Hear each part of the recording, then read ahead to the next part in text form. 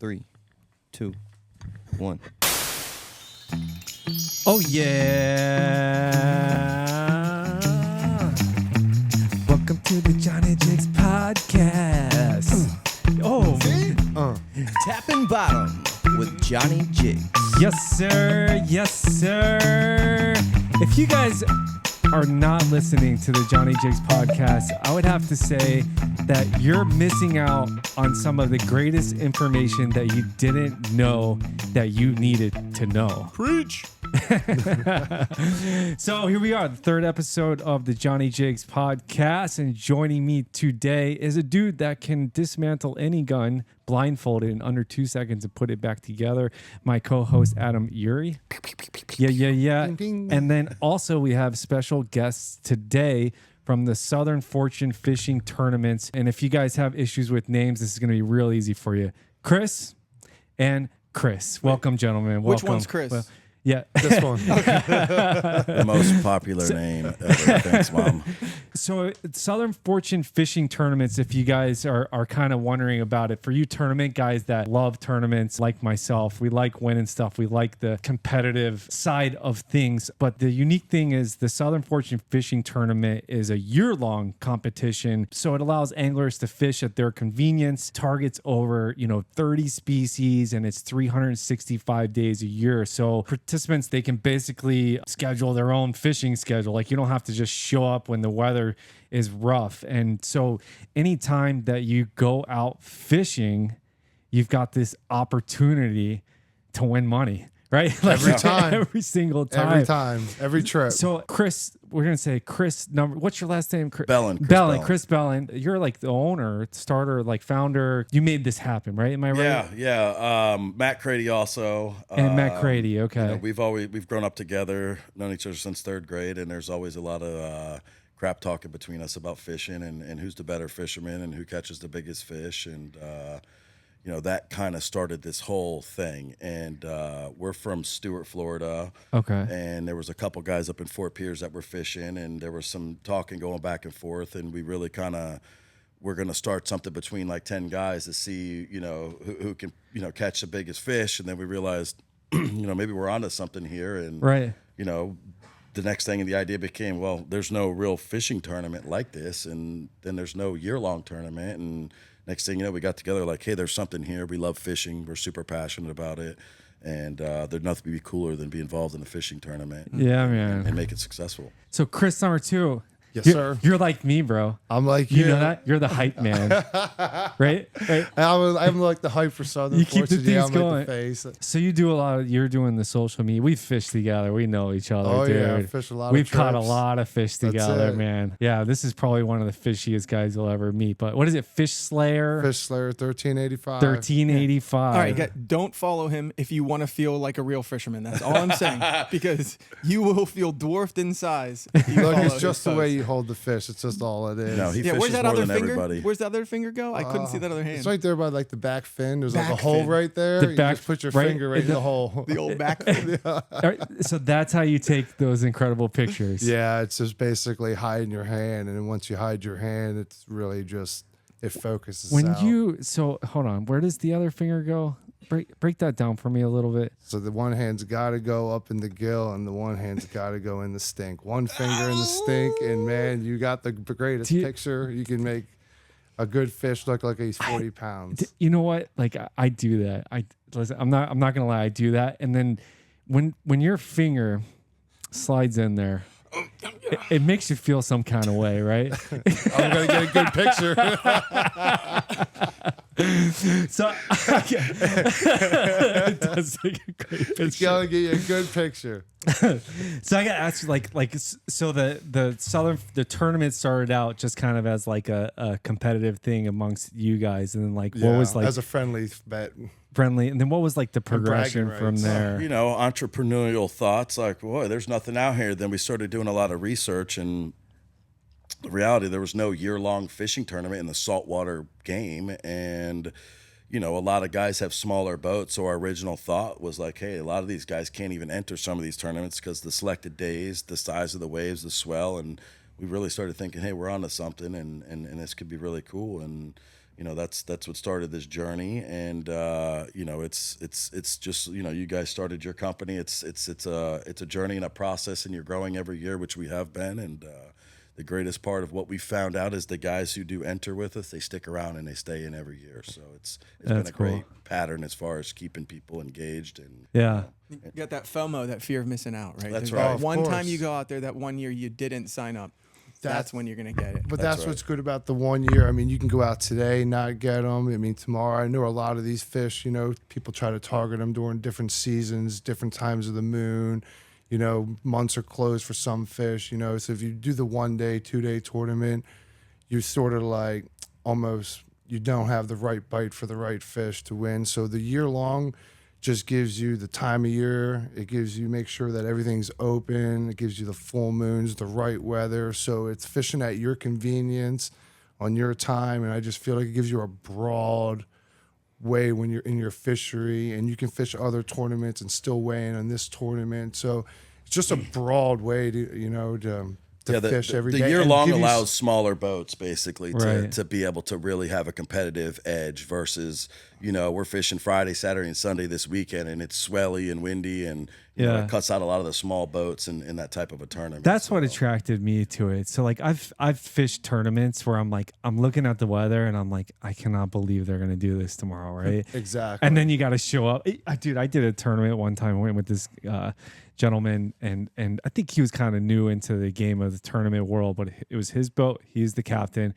We get out there and like just the way he was, operating the boat, I thought I was gonna die. But then like 20 minutes into it, this dude is throwing up, and next thing you know, I'm the captain of the boat, and I'm running the show. I'm the captain now. I took over. I'm like, we're going jigging today. Screw this tournament. And that's like the problem with like those 1 dayers and and weekend tournaments. We fish them in that, but some days the weekend the weather's great in those tournaments, but then some days, man, it's just rough, and it makes it hard to do what you want to do, the style you want to fish, how you want to fish, and then you almost get limited on your fishing. So that makes it tough.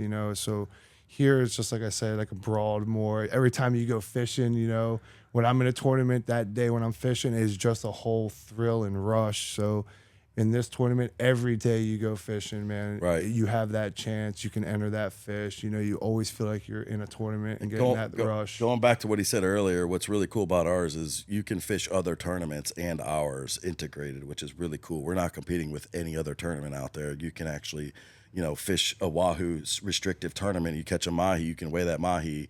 At the same time. You can I didn't even think about that. We don't compete. We're very synergetic with other tournaments too. So it really benefits people to look at our tournament and say, hey, I'm interested in joining this, because even though I'm fishing a marlin tournament, the bycatch is wahoo, tuna, mahi, whatever the bycatch is, they can also weigh them in those tournaments too and make money also. So, we have a good synergy with other tournaments. There's no real competition that we're in to try to outbeat another tournament. We want to work with all the tournaments. Well, you're the only year long. You have no competition. Right. That's right. Yeah. That's what you. It's the only reason why I'm allowed to go fishing, because I tell my wife I'm going out to make some money for the family. And I'm fishing a tournament. Putting food on the table. That's right. Money in the bank account. Yeah. Let's go. It gives you good excuses to be out on the water. Yeah. They don't. My wife Hope she's doesn't not like the listening to this. idea of me going fishing, but she loves the fact when I bring back a bunch of fish and we're eating fish all week. So Yeah. So what's like the structure of it? And I've been at it for a while, but you guys probably have quite a bit more details than I do. So year round, let's say I go out and I catch a big mutton snapper, then what? So we gave people the option. There's bait stores. We have 43 bait stores from North Carolina. It goes all the way down to Key West, wraps around over to Texas. You could go there, or we got scales that you could buy for convenience. So when you get off the water, you could weigh your fish right on the dock, right there. So we know we don't want you guys to drive around here and there. So the scales that you guys want for $50, that's a new addition we did. We found a lot of guys when they came in fishing all day, they're beat up, they're tired. They want to fillet the fish and go home instead of going weighing. And we found a lot of our in the beginning that guys weren't even weighing fish that were winners. And so we have now added that you can, when you buy in, for $50 extra, you can purchase a scale. We mail it to your house. and now you can weigh it at your dock and made it real. Oh, that's super easy. Yeah, trying to make it, so it's not a hassle and easy for the fisherman, and the angler, to get out there. So you can go to a bait store though, and if you're not signed up, we have these golden tickets. The golden ticket. Look at you, Willy Wonka. So you can get 20% off, on your buy. So like right now, you could still buy into the tournament. Like 6 months, we're halfway in. You could still buy in. It's $300. You get the 20% off. Wait, is that new, Chris? Is that so? So before you could only buy in up until a certain time, right? And then there was nothing. No, we stopped that. So. In anything, if you're cutting people off from getting in, you're losing out. And our whole thing is we want to get on a great growth pattern, right? And so what was happening is, you had to sign up by X time, and then that was when you're entered, and nobody else could sign up at all for the whole year. And that's kind of what we originally discussed. But then after the first year, we said that's kind of a bad idea because when you catch a fish, you post it on Instagram, you post away, you're excited, you're in first place, you're going to tell your buddy, hey, check out this tournament, I'm in first place. And that guy in a year is not going to wait to sign up. So if you pass that information along, the whole idea is we want everybody individually getting their friends involved too, in a sense, to make it more competitive. And by cutting that out, no one was going to wait a year to re-enter. And that's what we found. So we keep the signups open 365 days a year. And it's up to you. If you feel like you're getting slacked out of 6 months, then don't sign up, wait to the new year. But in the reality, as many days as you're going to have to fish, that 6 months doesn't really matter. And the whole thing with the cool year tournament that I really like is it's a build up all the way to the end of the year. Yeah. Right. Everybody keeps topping each other. We use real-time apps, which almost every fishing tournament up. uses. Real-time apps builds our apps, and then we have a Instagram account and Facebook and all that. So I think that the shit talking and the build up is really cool throughout the whole year. Heck yeah. Especially when like sometimes we know the other angler and we're like, oh, guess who just put a bigger wahoo in than you. Exactly.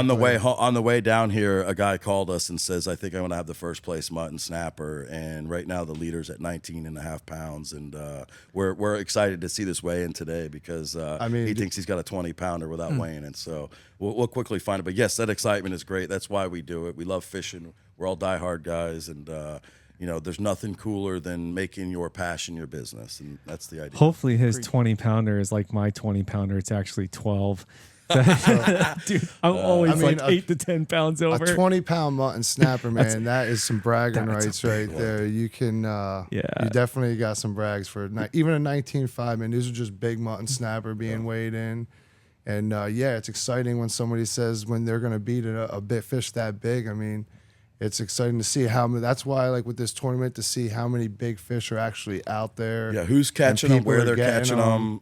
It just makes it unique, and especially when you can go from North Carolina over to Louisiana, Texas. I mean, it gives you a broad view to find all these big fish, and it's cool to see where these big fish majority come from. After a couple of years of these, we started to see like where these fish actually really come from, these bigger fish. So it's pretty cool. You figure things out, and like I say, man, it's just that every time you go fishing, you're fishing for that trophy. It seems like something that NOAA or FWC would want to get involved with too, to get information on where these fish are caught, the sizes and things like that too. It could help. Quantity. 100%. You could work with something, I mean, it's pretty cool, like how you see like most of the time where these fish are basically caught in these areas. So let me walk through this like a little bit. So there's an app, right? We've got the app. The app's on your phone. Super. Everybody knows apps, right? When we first started this, we had to use real-time apps. I'll throw them out there because I fished, some marlin tournaments and sailfish tournaments, and they did a really good job with live updates. And they already had the platform set up because we called some app builders, and it was over astronomically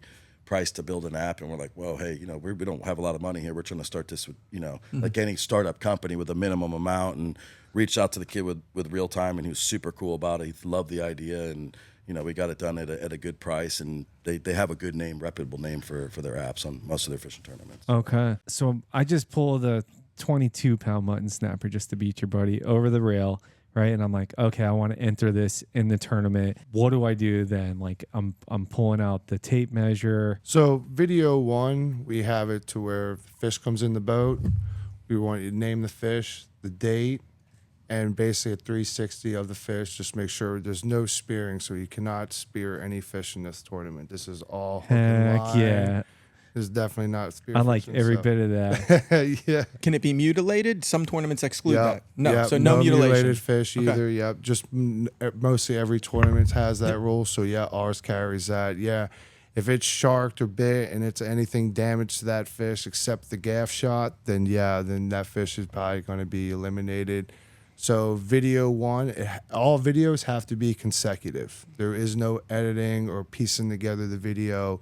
It has to be one consecutive video. So if fish comes in the boat, you say your name, the date, the species of the fish, and a quick measurement, and that's it. Just the length. That's it. All I need to know is the length at that point. The length, the angler, and the date, Yep. because you have a time to come back. Video. So that's video one. So video one. So then after video one, you do have 96 hours. So we gave you guys the benefit of the doubt. We know some of these people that fish on here, they travel on the American Patriot, on the Yankee Captain. They take a couple day trips. Wait a second. 96 hours.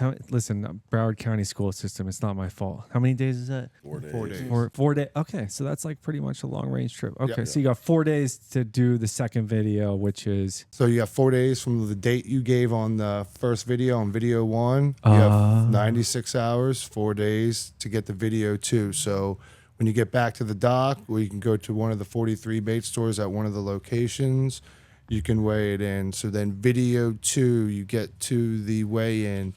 The fish cannot come out of the video the whole time. So when there's no editing, so one continuous video, you have to say the fish, say your name again, the date, and then a 360 of the fish to make sure it's not speared. And then we would like to see Measurement. the measurement. Confirming and it's the then- same fish. Yep.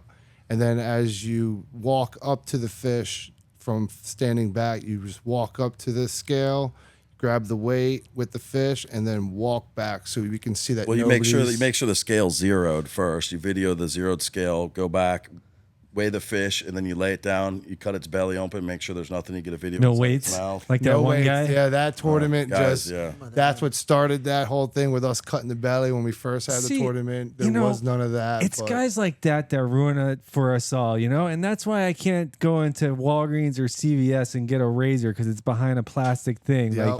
Like, you know what I mean? Like, they just make it harder on us. Harder and Like, can harder. you just, like, bring back bullying for people that are dishonest, right? That's right. Yeah, that's right. The fuzzy TV syndrome, to smack them around a little bit and straighten them up. Yeah, that's it, dude. Yeah, I'm a child of the So 80s. when we started this tournament, that exact thing you're talking about with those guys in the pike or whatever they were catching up there, that was exactly the same time we were starting this tournament. So we said, all right, how are we going to eliminate this? And it's one live stream video from the weight straight to its belly, cut it open, pull its guts out, you get a shot down its throat, and clarify that there's nothing inside this fish. Yeah. The length also determines a lot because, as we all know, length and weight are very cyclical on fish, right? So we know a certain length fish, is going to be close to a similar weight too. So if you're out of a couple pounds on a fish, you can kind of tell. But the idea is the video, the way we set the video up, it canceled any doubts whether or not, Perfect. the weight's there. Yeah, we want people So it's being cheating. honest. So right. we're going to take a quick break, guys. But when we come back, we're going to talk about what people want to know is money. Let's talk about the money, right? It's always money, And baby. then the next thing is we're going to talk about a few other things. Can you discharge a gun on the water? And we found some pretty interesting things about that. And then in addition to that, I want to explain the bag limit. And there's probably some stuff about a bag limit that you don't know that people are going to definitely want to remember so you don't get a ticket or go to jail or Download things like fish that. rules. So when we come back, we're here with the Southern Fortune Fishing fellas, and Adam Eury will be back and we'll dig into these things. This is hands down one of the most incredible slow pitch jigging rods I've ever used in my life. The great fact is this and nothing less. You're gonna experience catching monster fish with the sensitivity and action like never before. Let's talk about the big thing that everybody wants to know, money, right? What are we winning in this tournament and how does the money get dispersed? How does that work out? So they get 80% of the proceeds of the anglers that join. They usually win. So the more anglers, the more money they could get. So basically, first year we did $1,000 a species Correct. $1,000 a per species. species. Okay. Guaranteed. Wow. So you were guaranteed 1,000, and now we did 80%. So it could be 1,200. It could just doesn't matter. It just all really depends on how many people are entered into the tournament. So there's 30 species. Am I right? 30. So you could have an epic day and win $30,000 in one day, right?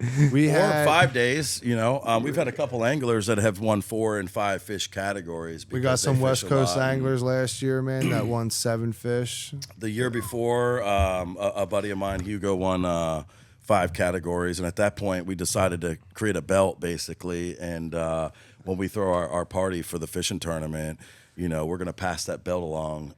Who's to the guy who the has grand the heavyweight. champion? Yeah, that's right, the Grand heavyweight. champ. Who won the most categories? Wow. You should engrave the name on it like this. It is So we engraved, have the yeah. engraved- It looks just so- like a WWE belt or like a UFC belt, and we just thought it'd be a cool thing to pass around. And the old winner has to show up or mail it to us, and we Give trade it up to the along. next winner. Yeah. Yeah. So at the end of the day, like it's 80%. So the more people that join this tournament, the bigger the purse is going to be, the more money that you're going to win. That's right, the winning. volume. So we need people to join this thing so I can win their money, right? That's why we're here today, to pass it along, get the word out, and it's very hard to just purchase into something online, and that's why we've been slowly growing our social media presence, because if somebody doesn't know us and they see us do a marketing campaign or whatever, they're like, yeah, I'm not joining this. But as it grows and more people talk, and as our social media presence grows, I think people will be a lot more comfortable just purchasing into it, reading the rules. And You guys also donate to charity, though, correct? absolutely. Why don't you Yeah, tell we us do about a- that? We choose every year. We choose different charities to give through. We've done through the CCA. We've got some connections through there. Help me out with some other So ones. do we do like Captains for Clean Water some Correct. years? Yeah, we usually bounce around, pick like different ones that are Yeah. working for the area. Especially the ones on clean water for ours. That's what definitely one. Especially when we live in Stewart, and we have one of the biggest problems of discharge in our area. So clean water for us is definitely a big factor for us. Absolutely, and those boys over in the Caloosahatchee too get the same issues we have from the lake. Yeah. That is why your tournament is already successful and going to continue to be successful and just get bigger and bigger. And I firmly believe in that. So you have to give back. You have to be stewards of the ocean. You have to give back. And that's, I believe, really for Johnny Jigs as well. I think that really plays into our success as well. So that's pretty cool, man. So rules wise, right? Rules are important. I'm a habitual rule breaker, but you got to follow some rules, That's right? right, especially when there's money on the line. Yeah. Yeah, because when it comes to money, people will nitpick. So like, or try to bend the rules.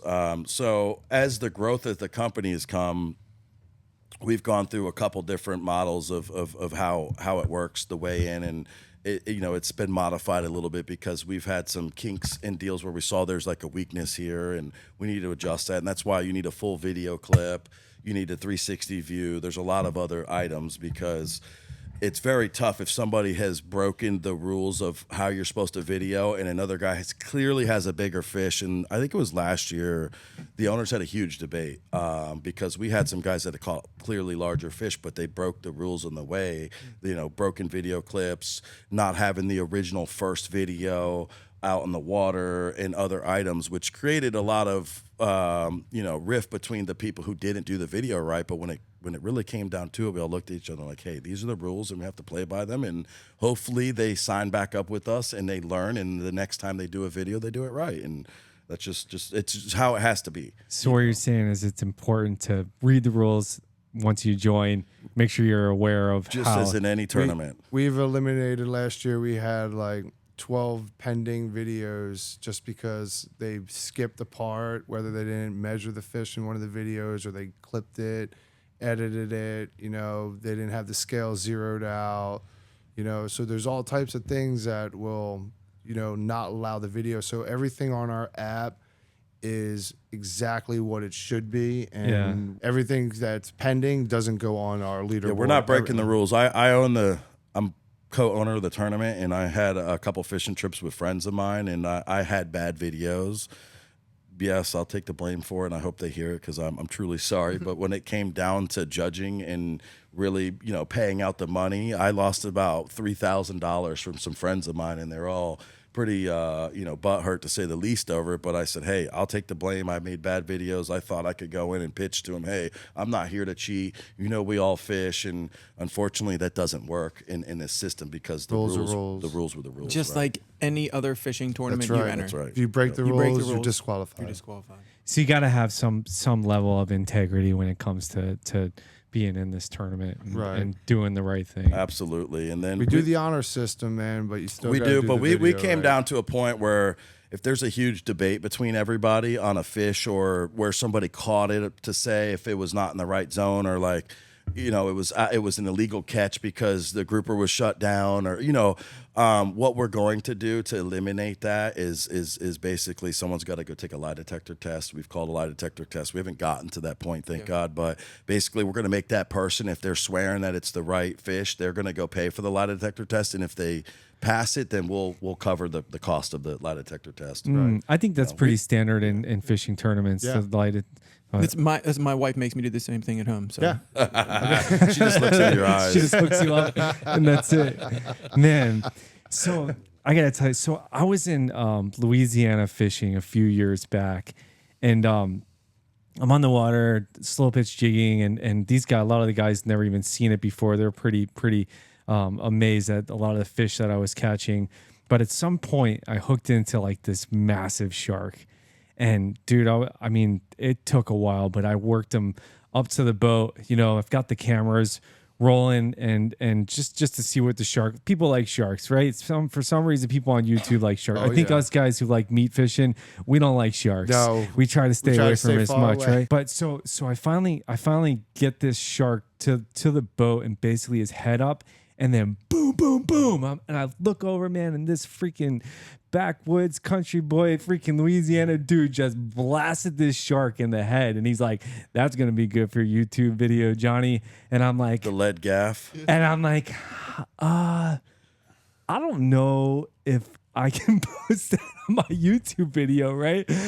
I didn't expect, it caught me off guard. I was just shocked by the whole thing because I didn't know he had a gun out. I didn't know he was about to shoot. And You didn't have earmuffs on, and dude, nothing, bro. Shock. It was just, like shells hitting me in the face and stuff. But it's all good. I love guns, man. I'm a gun owner, but I just wasn't expecting it. And then in addition to that, I'm like, is that legal? Like, can you shoot a gun on the water and kill a fish? And I know that there's like state waters and then there's federal waters, and each state can have their own regulations. So the court, like, can you discharge a gun on the water? I was wondering because it's kind of fun, you know what I mean? Like, yeah, saltwater cowboys. Come on. dude, I like to shoot guns, right? Like, yeah. So the other day, how you always see the balloons on the water? Oh, yeah. Perfect target Perfect practice, target right? practice. So we considered shooting it, and I'm like, I don't know if we can.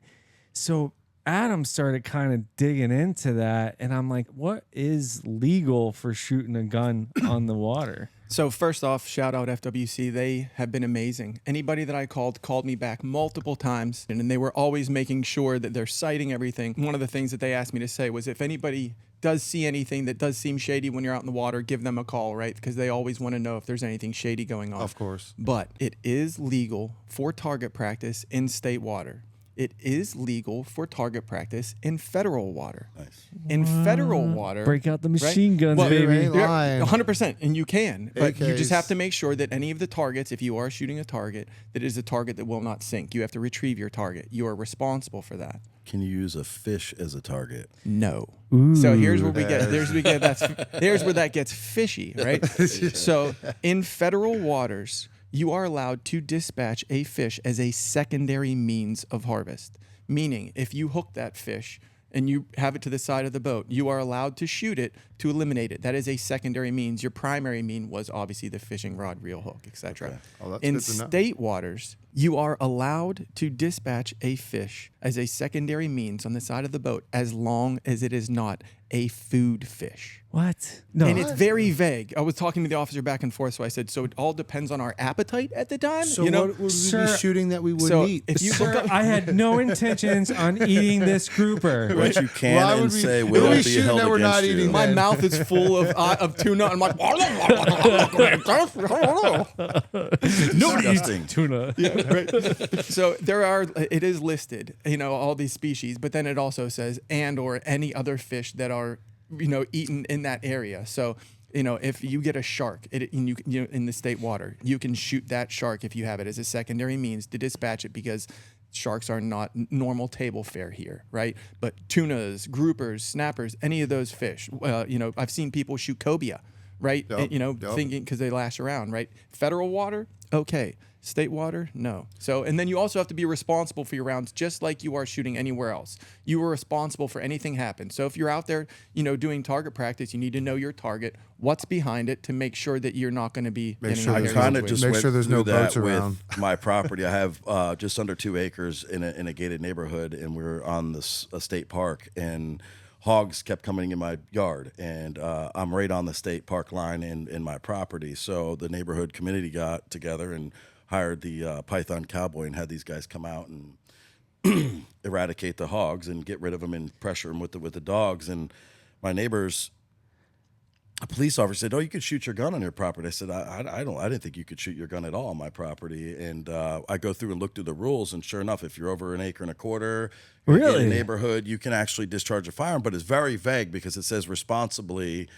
And what does that exactly mean, responsibly? To, you know, and you can't shoot over roads, which was a thing, but it was so vague. I'm like, I still don't really feel comfortable shooting a gun in my yard. I feel like they say with like these vague laws, I think it's just like, don't be an idiot. You know what I mean? right, but also don't say something to the police if there's trouble. Just have them talk to your attorney. Oh yeah. 790, there's a statute 790 for shooting in residential areas, right? So for as fishing is concerned, obviously it's not a residential area, but then you would need to break that down to classify if where you are is considered residential, and then there's obviously I'd like to fine debate line. the shooting because a spear gun is shooting something, and that's an edible fish. So where does it's the difference fishing. between? It's not a it's technically okay, not spear fishing, right. Yeah, It's okay, not yeah. the lead projectile. You know, it counted as explosives, because in that ordinance is the explosives. You're not allowed to use TNT, dynamite, grenade, what have you, to blow them up, which would be great. Gunpowder. Right. Exactly. So in federal waters, like it's game on for excuse me, dispatching any fish As a secondary means. as a secondary means, but in state waters it completely changes. Correct. Correct. So basically, No you food can only fish. shoot them when they're on the hook and line. You can't just shoot one swimming around Exactly. and go after it. Federal 'cause then waters. it'll sink. Right. Correct. Gotcha. Federal waters. Okay. Yep. That's good to know. Is there like targets you can throw They out on make the water? them. Yep. Really? The officers were actually telling me, we actually train like that, where we'll go out there and we'll put our floating targets out and we'll train out there. So That's awesome. You ever have the houndies like down in the Keys that when you're driving by, I always thought those would be really good to shoot shotguns. I talked to a guy. Flying fish coming by, man. Good target practice. Moving targets. Discharging a firearm while the boat's moving is probably not a good idea. Adam's got like an arsenal that like would make like some armies blush, you know? Like he's got so many Awesome. guns, dude. So That's I could awesome. see ourselves on our next trip out. Like the first balloon we see floating, it's gonna be freaking World War yeah. II out there on our Swiss cheese. Got to go get it. You gotta pick them up though, right? That's right. Like you have 100%. to. It's the only thing. Yep. Yeah. Just be smart and be safe. And be safe with that firearm on the boat, right? Because whenever you're all excited, the fish, the adrenaline, you know, we get crazy, us fishermen, whenever we get the big fish, and especially when they're side of the boat. And being responsible for that gun, making sure that the muzzle's pointed in a safe direction the entire time. Over the you know, water. Yeah, Yeah. even ear protection as well, right? You're out there, you think that you're in the middle of the outdoors and it's going to be fine, but it can be deafening to shoot yeah. those guns. So ear Yeah. protection is important. You know, eye protection as well. Things. You know, be as safe as you are when you're shooting on land as you are on water, if not safer. Just right? never be careless with a gun. Exactly. That's it. So like shoot like fishes like big tuna, federal waters, you know, doing the tuna death roll, gets to the top of the surface. Like, what do you want to make sure that you're like kind of shooting like out away from the boat? I guess. I would just hold my gun down. Just go. Yeah, exactly. I saw a video called "How to Shoot a Gun," and this guy used the modified gangster. I'm not sure if you ever saw that, but you know, you just kind of throw the bullets at it while you're shooting. Oh it, you know? yeah. I don't know how accurate that gets, but yeah. I can tell you, I shot at that balloon, and I don't think I hit it once. The boat's rocking, and I'm like up and down, but I definitely was like, okay, don't shoot your gunnel. Don't shoot your buddies. Just at least get towards the balloon. I think we were pretty good. Well, you got to think, you're on a rocking boat that's slippery. Sometimes there's fish, slime on the deck, right? So all these little things, you just have to be so safe. Fishing safety line. safety first. Fishing lines like hitting And ice. make sure there's not a lot of people around you. I think that's another thing. And I'll 100%. bring up a subject I talked about earlier. Is I have a commercial fishing buddy that has a 410 snake charmer that he uses. He fishes by himself, and as a secondary means, he pulls in fish and shoots them on the side and pulls them up.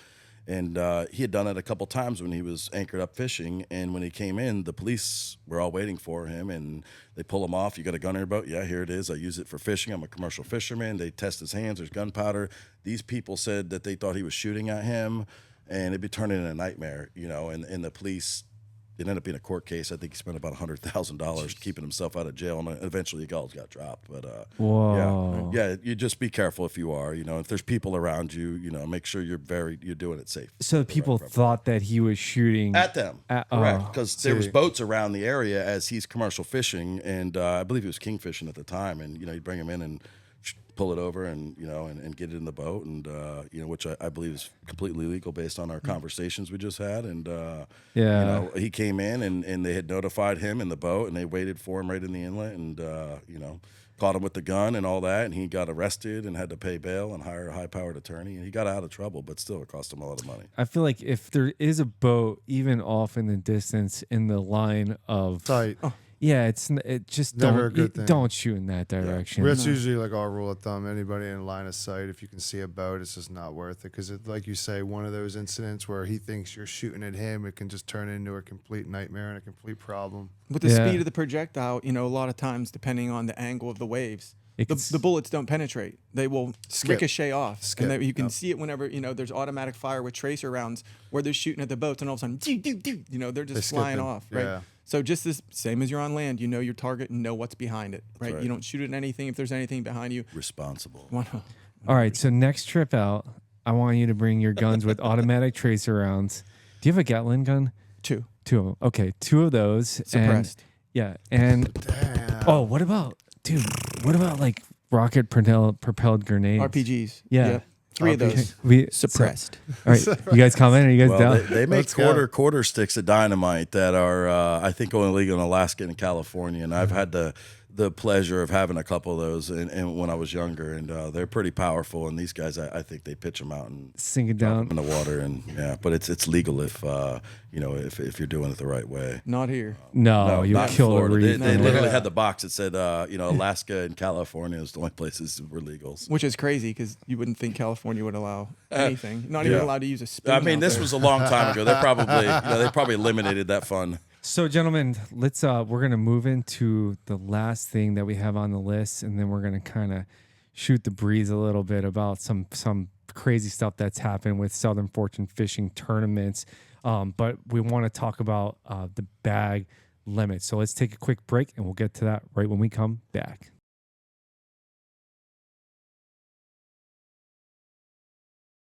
So something interesting that I was kind of digging into. I went fishing with Victor from Land Shark Outdoors like a few weeks ago, and we went out for golden tiles. And our first drift, I pulled up just an amazing golden tile, right? But the bag limit on golden tiles is one per person, right?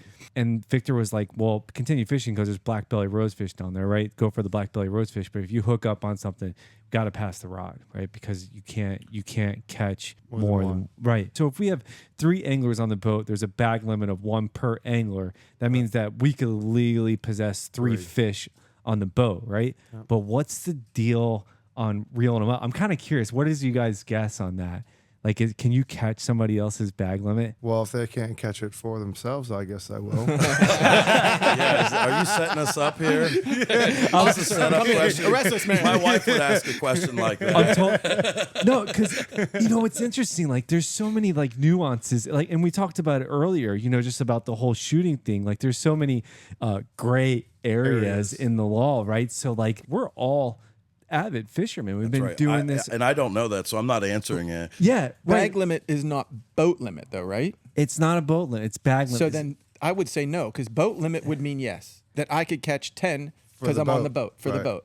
Right. But bag limit means what I bag. Right. what you bag. Because you bagged that. You know what I'm saying? That's your bag. Why you always Yo, got to make diggity. things weird? That was a shout out for Butters. So we're all on the boat, right? There's 4 of us, right? The 4 of us, Chris, Adam, myself, right? I catch a golden tile. Can I continue fishing for golden tile? I'm going to say no. I would say no because it's a bag limit per person, and it is when you read it, it says per person, but you know that's one of those things that if it's on your person whether you're gonna do it right or wrong. But I could probably say we're probably all guilty of putting the bag limit to the boat limit. I could versus per person. definitely vouch for as long as there's 5 of them fish on that boat and we have our 5 for the limit. I don't think Right. it's just Teamwork makes the that's- dream work, that's it. baby. And I'm going on the next fish. Right? All right. You're all When going you're to talking jail. rules. Yes, exactly. We're running a tournament, so that's why I feel like we're getting ourselves stuck into this situation. So we're all going to jail, right? Basically, there's like a federal law on it, and it says the regulations governing the bag and possession limits for the South Atlantic snapper grouper fishery are detailed in 50 CFR 622.187, right? And so what this says is it says that the bag limits for various species within the snapper grouper complex, for instance, it outlines that the bag limit for golden tile is 1 per angler per day, right? So this means each angler is allowed to harvest only 1 golden tile fish per day, and it is not permissible for one angler to catch an additional golden tile fish to count towards another angler's bag limit. That is the law, right? So that's coming from the electronic code of federal regulations, and that is law, right? That is the law. So essentially it kind of goes on to say, and I kind of went down like a little rabbit hole like I always do on things when I'm supposed to be actually working, and then I'm doing stupid stuff like this, right? So this is my day, the life of a fisherman, right? So I'm digging into it, and it also says like, so say like we're going for black group or golden tile, whatever the case may be, I'm supposed to stop targeting that species while we're on the boat. So if you guys go out and you're filming, it's like you got I know passing the rod, it's like when you're the guy taking the rod, it's not so bad. When you're the guy handing the rod, you're like, here you go, sucker. Here's another fish for you. That's against my religion. That's against my religion to do that. But, so I'm gonna. They can't really question. But me at because the end of the day, if you feel like that fish could potentially be something you already caught, you got to pass it, and your boy's got to take it, man. Boy's got to take that, and that's kind of a gray area too. If you're in the tile fish grounds, that's what you're gonna get. I guess there are the there's rosies, black belly rosefish down there. Where we fish, it's only tile fish. So like pass the rod. that's like a good one, man. Because like sometimes when you're snapper fishing, you get snapper, you get grouper, and grouper snapper season runs simultaneously, dude. You just sometimes you just never know until it comes up what it actually really is.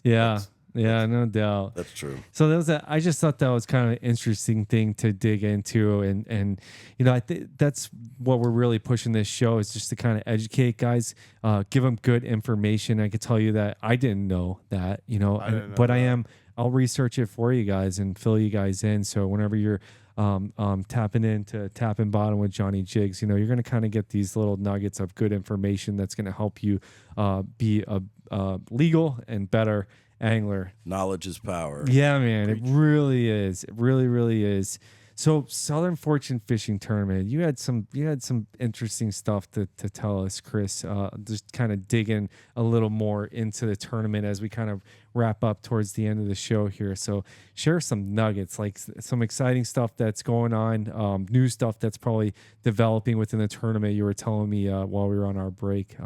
What do you got? Well, we've got a couple guys right now battling for first place mutton snapper. Currently, 19.52 pounds is in first place. That's a beast. And when we were driving down here, one of the guys called and said, "Hey, I'm going to weigh one. I think I got a 20-pounder." So we were all itching our hands. And in between the break here, they called us and said it was 19.5. He said, "Don't worry." His name's Adam, and he said, "Hey, don't worry. Last season we caught a couple over 21, 22 pounds. So I know I'll beat this 19 and a half, so I'm not over stressing over the point. I think the record for mutton's like 24 or something, somewhere right in there. Like it's not. These guys are getting close to that, man. These guys are getting real close to like a record. It's amazing how big these mutton snappers really he said are. last year they had 3 over 21 pounds in one day. So, wow. Yeah, they got the honey hole there. Did he give the coordinates to that? Yeah, you have to put coordinates on. Just outside of Biscayne Bay, I believe. Right there, just so that's it's out. mutton snapper fishing. Yeah. To put an exact number, it's somewhere between 100 and 1,000 feet. You know? That's right. Only when the sea turtles are hatching these things bite. So. Yeah, that's the perfect time. We got some big fish caught this year, man. Like we got like a 63-pound black. Oh wow! I mean, that's a beast. Sea black grouper, 34-pound blackfin tuna, which is a decent 34 braggable. pounds. Yes, 34-pound blackfin. That's totally braggable.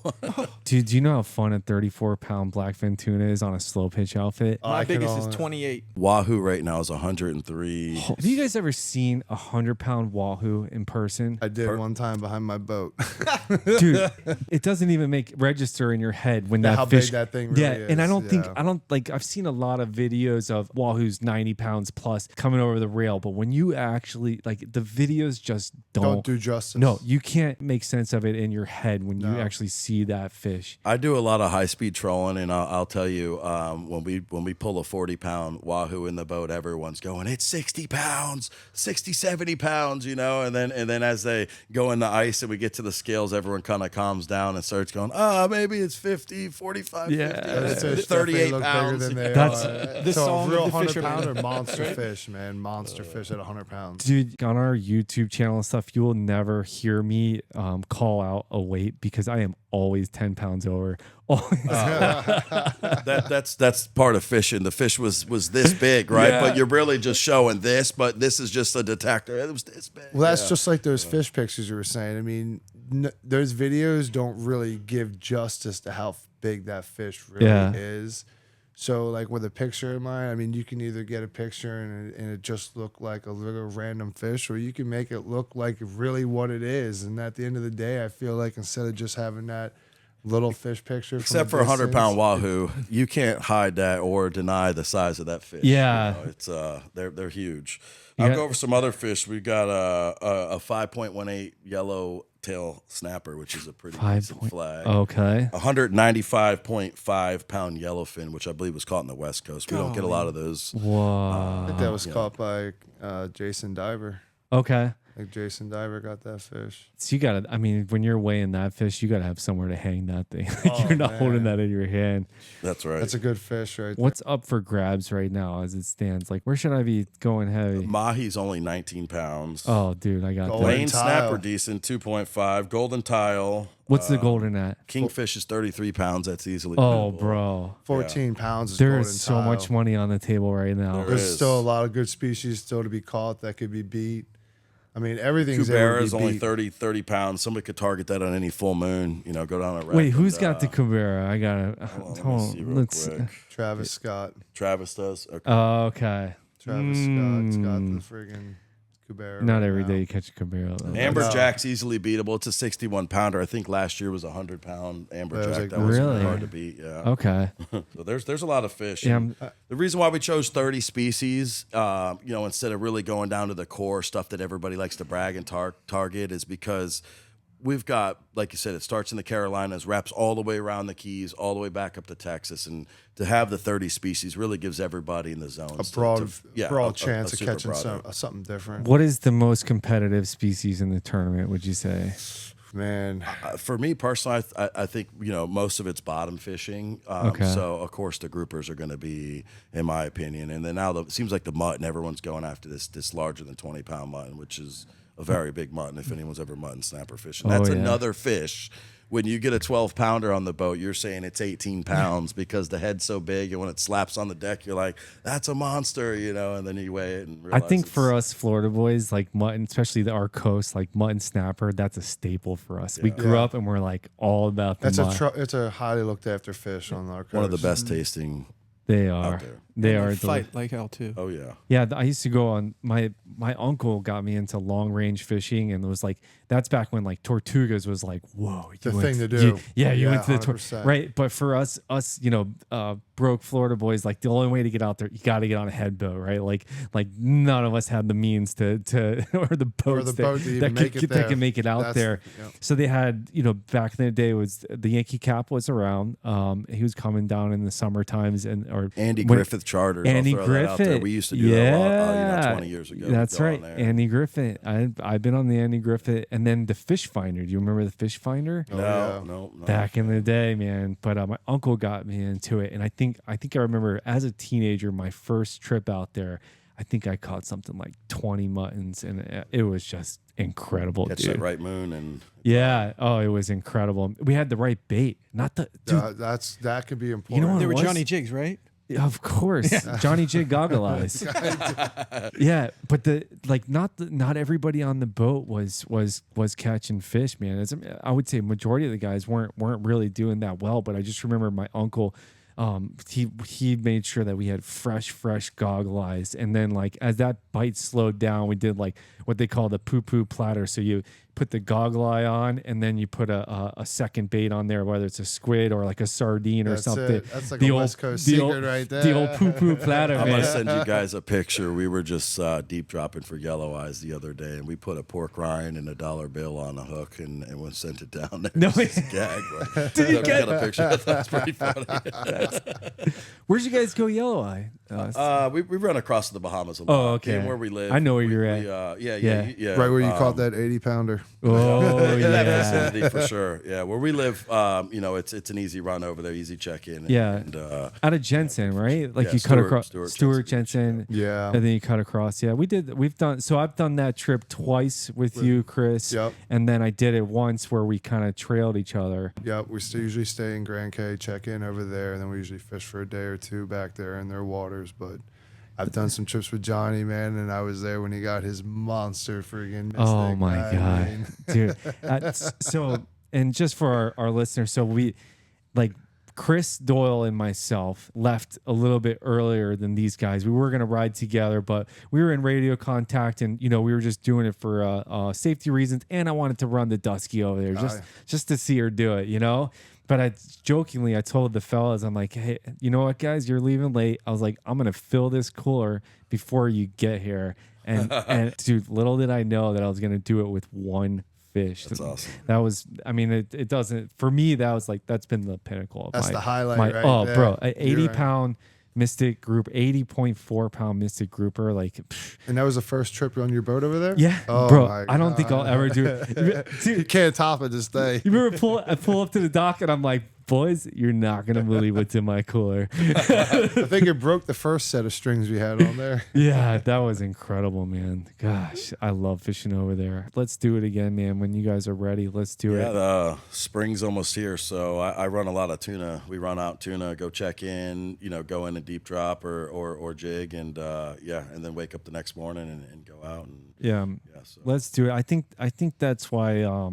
Another reason. I mean, you guys are super fishy. If you follow the Southern Fortune Fishing Tournament Instagram, or if you check out Fish Slayer, what is it? Fish Slayer 1385. 1385. And I usually put up all of our videos on there and everything that we got going on. Usually I'm fishing with the crew. 99% of the time I'm with these boys. Yeah, if you follow Southern Fortune, you'll quickly see why all of us got into this in the passion, because a lot of the videos come from, us. And now that we've got enough people and a lot of great people, we get to, another cool thing with our tournament is we get a lot of these clips. So we do get a lot of footage and content from other people that provide us too. So it gives you a lot of example videos. Basically, it shows you exactly from video 1, exactly what they did, all the way to video 2, exactly how they did it. So basically, there are example videos all on our Instagram. There's basically all of our anglers in the tournament, all of them weighing in their fish, measuring their fish, So if you're having a little bit of trouble understanding the rules, you could always go to a video and see exactly how it's or done. just pick up the phone and call. We have Julie that We have that a understands lovely everything. marketing Yes, lady, that's right. Julie. You can Yeah. always talk to Julie. She'll definitely walk you through it. Don't be afraid to ask. Perfect. That is perfect. But so you can it's register. easy. Yeah, it's It's easier e- to register. So we just go to southernfortunefishing.com. Yep. Correct. You can register there, Yep, new download angler. the app, and really, if you read through the site just a little bit, you get the gist of it, and it's pretty darn easy to get in this tournament and get going. You could sign up right now. Today, Absolutely. right now. You could sign up a month from now. You could sign up a month from you can sign up Whenever you want. You can just get in. So Yep. so that's perfect, guys. I think you're onto something. Yeah, as it starts to grow, we're going to start having tournaments within tournaments too. And so, yes, the original buy-in is a year long. We're going to start doing some Calcutta tournaments, like on the east coast of Florida. We get, if we're lucky, 2 days of American red snapper fishing, which I say lucky because some days you can't even fish because it's too choppy out there. Yeah. And, I think last year we only had 1 day. One day. Yeah, Oh, but I think it'd be really cool. We've got a couple hundred people in the tournament. Hey, you guys on the East Coast, we'll send out an email. We're going to do a $300 buy-in. First, second, and third place wins. Quick And everyone Calcutta goes out on there. that. That's right. You get the that'd money be that next freaking week, so so rad, our man. We have like a really cool vision, but it's really just getting the volume and getting the word out and getting the trust with the people. And that's really what we want to do. We want to make sure we keep everybody happy. Unfortunately, that's impossible. Otherwise, you're fake if you're making everybody happy, in my opinion. But the reality is we want to make sure we've checked everything and gotten every kink out. So when it does get big, and let's just say it gets to 10,000 anglers, we've got it buttoned down and nobody can really, pick at what we've got going on. Yeah. And 1,000 signups will basically put like $5,300 into each species if there was 1,000 people. Oh in. my gosh, that's so. I mean, that's obtainable, right? It is obtainable. Totally obtainable. Just in the state of Florida, I think that's obtainable based on how many registered fishing licenses there are. But you dragged it in from Texas all the way to the Carolinas. I mean, It is 1,000 people doesn't even sound like a lot of people at the end of the day. And I mean, for 5,000, and the more there is, the more money it goes. Yeah, you guys are already successful. I see this just being huge. I mean, imagine if the Calcutta gets up to Thousands, thousand, or 10,000, just 20,000. even to win into one thing, gets up to like 10,000, 20. Exactly. And it's easily doable. It is. It's a slow growth, just as any business. You got to start, Yeah. crawl, and then walk, and then run, and we're in the crawl to walk phase right now. Yeah. Based on the memberships, and that's really what we want. And the reality is, what we've realized is it costs a lot of money to fish. It costs if it's a passion, and if you're worried about the dough, don't get into fishing because it's something that you're constantly going to be broke on. But we realized having the smaller prizes, it kind of takes away from certain people because I fish on a boat that's a 41 footer and we burn $3,000 in fuel in one trip, and to have a small prize, it doesn't really entice some of these guys. So we never want to get in, spread the word, join and grow it, and then we'll really have something cool. And that's when why it we added the grows. Calcutta. Yeah. That's right. Guys, well, I want to thank you for putting together such a cool tournament for us to enjoy. I know you guys do it for the anglers, and it's not about anything but that, just the enjoyment absolutely. of fishing. So that's pretty cool. And also, thank you for coming out today, digging man, into thanks for some having fish us. stories with us and being a part of the show. I'm sure we'll have you back, and I'm sure we'll fish together soon. So that's about all of the time that we have for today. Thanks for tuning in to Tapping Bottom with Johnny Jigs. If you want to find out about the Southern Fortune Fishing Tournament, it will be in the description below, and we hope to catch you guys on the next one. Cheers and tight lines. Tight lines.